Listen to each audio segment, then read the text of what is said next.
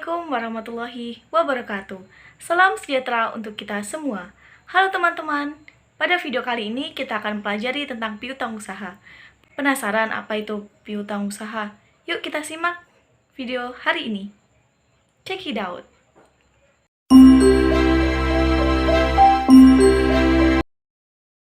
Piutang usaha adalah piutang yang timbul dari penjualan barang atau jasa yang dihasilkan perusahaan. Dalam kegiatan normal perusahaan, piutang usaha biasanya akan dilunasi dalam tempo kurang dari 1 tahun, sehingga piutang usaha dikelompokkan ke dalam kelompok aset lancar. Piutang usaha memiliki 2 metode pencatatan yang dapat digunakan. Yang pertama, metode konvensional, yang kedua, metode posting langsung. Penghapusan piutang. Piutang usaha yang tidak dapat ditagih atau piutang tak tertagih adalah piutang yang sudah tidak dapat diterima lagi pembayarannya dari pelanggan yang disebabkan karena pelanggan tersebut mengalami kebangkrutan, pailit, atau kondisi lain yang menyebabkan pelanggan tidak dapat membayar sejumlah piutang usaha pada tanggal jatuh temponya. Dalam melakukan penghapusan terhadap piutang usaha yang tidak dapat ditagih, terdapat 2 metode yang biasanya digunakan, yaitu yang pertama, metode penghapusan langsung. Metode penghapusan di mana perusahaan akan mencatat penghapusan piutang pada saat piutang tersebut benar-benar sudah tidak dapat ditagih lagi. Faktor-faktor atau perihal yang membuat metode penghapusan langsung ini sering dipakai adalah: 1. Terdapatnya sebuah situasi yang dimana memang sangat tidak memungkinkan bagi perusahaan untuk melakukan estimasi terhadap besarnya piutang usaha yang tidak dapat ditagih lagi. Yang kedua, khusus bagi perusahaan yang sebagian besar barang atau jasanya dijual secara tunai, sehingga jumlah beban atau piutang usaha yang tidak dapat ditagih lagi boleh dibilang sangat tidak material untuk diestimasikan. Yang kedua, metode cadangan adalah metode penghapusan piutang di mana perusahaan harus mengestimasi taksiran jumlah piutang yang tidak dapat ditagih dan mencatat beban kerugian piutang berdasarkan estimasi tersebut pada setiap akhir periode akuntansi. Untuk tujuan pembukuan, metode cadangan ini harus menurut prinsip-prinsip akuntansi yang berlaku pada umum.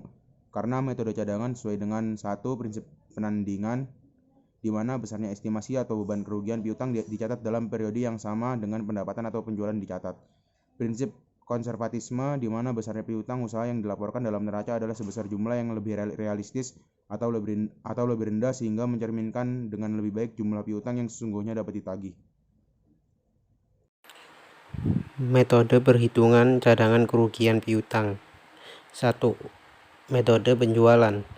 Metode penjualan adalah metode perhitungan jumlah cadangan kerugian piutang di mana besarnya estimasi cadangan kerugian piutang dihitung dengan mengalihkan persentase tertentu dengan jumlah penjualan atau penjualan kredit. 2. Metode jumlah piutang. Metode jumlah piutang adalah metode perhitungan di mana besarnya cadangan kerugian piutang dihitung dengan nilai sebesar persentase tertentu terhadap jumlah piutang. 3. Metode analisis umur piutang. Metode analisis umur piutang adalah metode perhitungan jumlah estimasi piutang yang tidak dapat ditagih berdasarkan pada persentase jumlah piutang yang dikelompokkan berdasarkan lamanya piutang yang telah jatuh tempo. Klasifikasi piutang. 1. Piutang usaha. Yang termasuk piutang dagang yaitu piutang usaha atau account receivable dan wesel tagih notes atau notes receivable. Piutang usaha merupakan piutang dagang yang tidak dijamin dengan rekening terbuka. Piutang jenis ini adalah perlunasan kredit jangka pendek bagi pelanggan. Tempo pembayaran berkisar 30 hingga 90 hari. Sedangkan wesel ditagih dikuatkan dengan janji tertulis untuk membayar transaksi jual beli yang telah dilakukannya. 2. Piutang bukan dagang. Yang termasuk piutang bukan dagang antara lain: 1. Penjualan surat berharga atau kepemilikan selain barang dan jasa. 2. Uang muka bagi para pemegang saham, direktur, penjabat, karyawan, dan perusahaan afiliasi.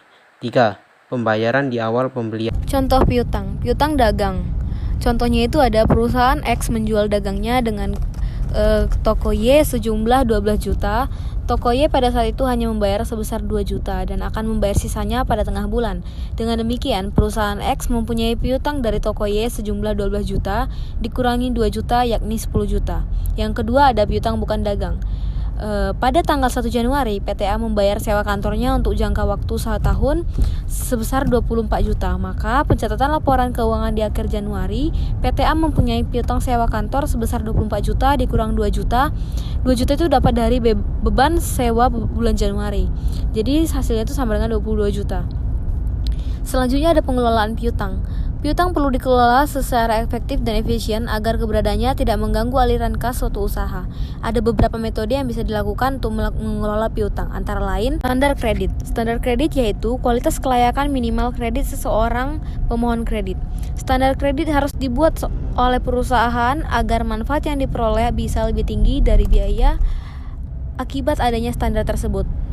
Adanya standar kredit bisa membantu menaikkan penjualan perusahaan secara kredit dengan tetap menjaga kemungkinan resiko piutang tak tertagih.